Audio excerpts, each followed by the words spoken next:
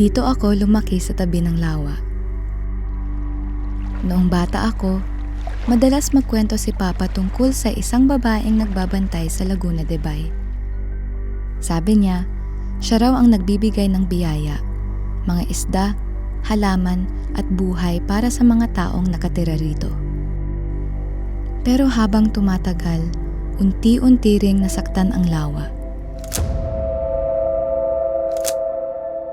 Dumami ang nag-abuso at natuto na siyang maningil sa pamamagitan ng baha, pagkawala ng huli at unti-unting pagbabago ng tubig. Hanggang ngayon, naniniwala pa rin akong buhay ang lawa. Hindi lang siya basta tubig o tanawin. Para siyang isang ina na patuloy na nagbibigay kahit pagod na. At tulad ng babaeng nasa kwento ni Papa, patuloy ding binubuhay ang lawa ng mga taong nagmamahal, nag-aalaga at lumalaban para rito.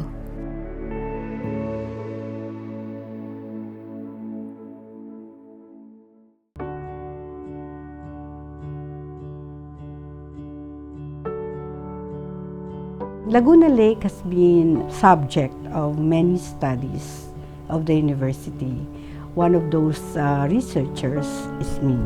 Actually, this is my first area of study when I got hired back in 1980s. Laguna Lake has been focus of interest because it is the largest lake in the Philippines and probably third in Southeast Asia. It is a cradle of diverse communities around the lake. So it is a multiple-use lake, mainly for fisheries in the olden times. It's also used for recreation in the ancient time, swimming, boating, recreational fishing. Even Jose Rizal talks about the lake. And along the lake shore are different kinds of communities.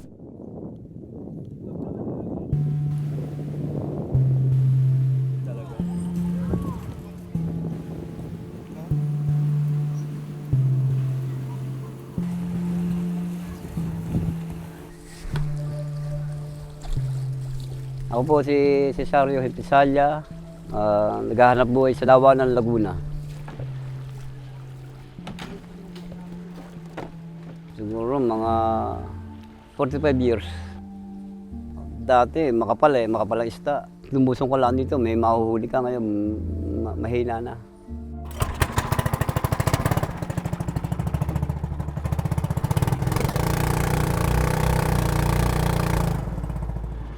Dito na ako nabuhay sa lawa ng Laguna. Pati pamilya ko, yan. Maraming panghanap buhay sa lawa ng Laguna, marami. Ako, kung saan ko pwedeng ibuhay ang pamilya sa ganung hanap buhay, malakas, doon ako pumupunta. Sinasalo kong hinuhuli ko isda. Mga black mass, tilapia, dalag, yan, karpa, hipon.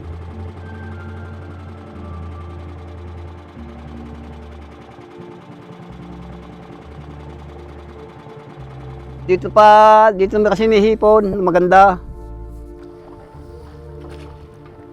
Ika ko dito, maganda-ganda hipon dito, may hilab-hilab.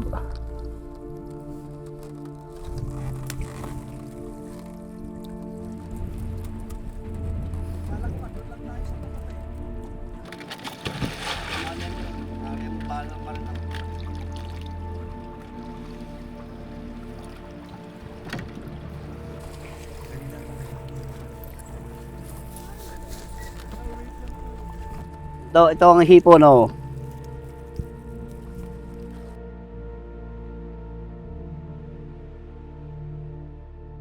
Dati, nung araw, wala kang makikita ng plastic na ganito. Malinis to. Tsaka 1970s, dati sa bagay, pag gusto kong uminom ng tubig, sa dagat ako uminom. Ganong kalinis yun, oh. Ngayon, hindi pwede. Abay, malamang mahuhospital ka. Through years and years of existence, Laguna Lake has been a sink of many of the civilization's wastes, including solids, heavy metals, oil and gas, and other emerging pollutants like plastics, hormones. In fact, the last record of Laguna Lake Development Authority shows that about 70 to 80% of wastes is really coming from the domestic areas. It is understandable because the manufacturing industry is highly regulated and could actually be ordered to close if they violate some particular rules and regulations prevailing in the country. It might not be complete, but based on our work, the basic pollutant is really coming from the human settlements, so basically organic, and organic waste causes the biophysical parameters, which are needed and indicator of ecosystem health. So when they are disturbed by water quality, then you will expect a decline or a disturbed fish yield. So that's only productivity. Katulad ko, talagang laki ng apekto sa akin yan. Ang laki na nawawala. Dati kumikita ako ng 5,000 isang araw eh. Ngayon 1,000 lang. Ang laki. Para ako makakabuhay ng maraming anak. Eh, sa panahon nga, magkano na ngayon ng bigas? Kung kikita ka lang 1,000, tapos ang anak mo eh, marami, talagang gugutumin.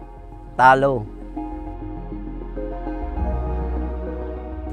The other source of pollution, which is harmful, is really the heavy metals.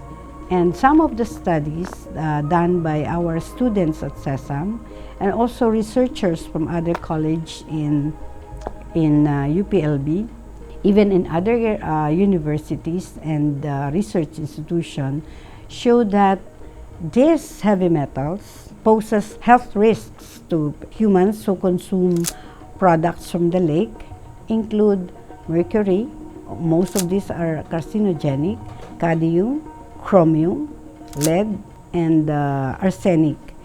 That is really something that we have to think about because that's our future. Buhat nung magsulputan ng mga pabrika, siya lumalason sa sa dagat. Dati ang bangos, ngayon iba na lasa ng isda ng Laguna. Matigas ang laman. Kung nakakatikim siguro kayo ng bangos malabon, talagang milipis ang lasa. Yun, iba, lakang depresya. Napakalaki. Wala namang magawa ang gobyerno eh. Kasi mas maraming binubuhay ang pabrika kaysa naman nagtatrabaho sa Lawa ng Laguna. Kaya pinapatay nila Lawa ng Laguna. Wala rin silbi yung ang mga ng gobyerno hindi nila kayang pigilan. Gumagamit nga lang sila ng mga filter pero hindi rin.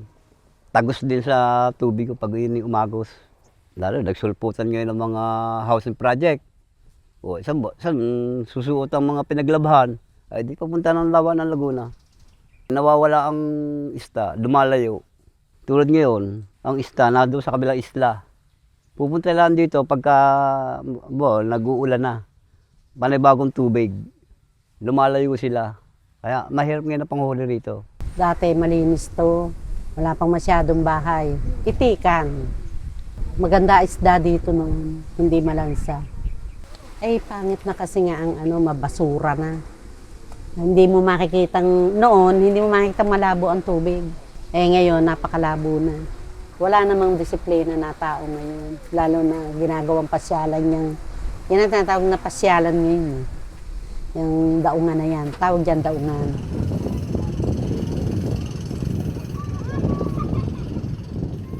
Oo, ang tilapia 80, 70, 170 ang talisay na tilapia. Kaya naman pinagtsatsagan din ng mga tao din dito kasi mura isda ng tabang. Kasi nga hindi na masarap nga ang lasa ng isda dito. Hindi katulad noon. Noong ginto isda dito. Oo. So our team is actually strongly recommending that STPs or sewerage treatment plants in all rivers feeding into the lake. If these tributaries can be managed so that it can reduce the loading of pollutants to the lake, then probably half of the problem is solved. The other problem of the lake is its shallowing due to sedimentation, which is coming from the watershed. So isa pa yan ang malaking challenge. Kailangan magkaroon ng maayos na watershed management. This involves regulated land conversion. Tapos kapag may land conversion, dapat maayos ang land movement. So managing the lake does not entail managing the lake alone. Managing the lake also entails managing its tributaries. I always mention LLDA, Laguna Lake Development Authority, because this is mandated by law to manage the lake. But to put every responsibility and accountability to Laguna Lake is not a wise thinking, because local government units are actually the ones in charge of humanities, human settlements around the lake. And that is the source of pollution. So, parang dapat laging partners.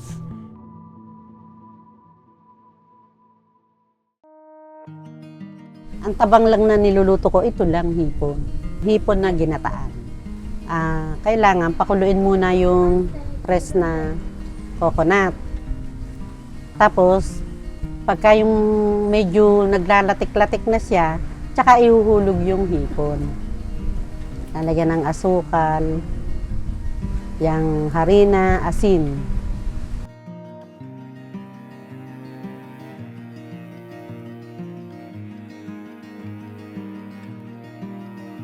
Bago pagluto na, kalamyas. Yun ang parang nag-aalis sa kanya ng ng lansa.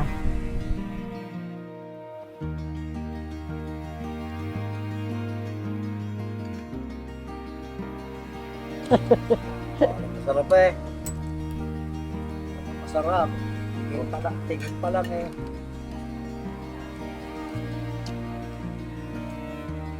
Ang gusto kong mangyari, merong sanang gobyerno na tumuon para makatulong sa lawan ng Laguna. Gagawa siya ng siguro mga 50 hectares na para siyang paitlugan ng isda. Yung hindi siya mapapasok ng mga galing pabrika, tapos mayroong free flow, doon sila bubuhat. Pagka malaya na silang makaalis, yun may bukas yung silangan, wala namang umaagos doon, pwede silang lumayas kung saan pwedeng mabuhay ang mga isda. Parang santuaryo. The lake has to survive and be rehabilitated. All LGUs must be active in protecting the lake, because the lake holds the history and holds the current livelihood of maybe about 20,000 fishermen around the lake, and then the future.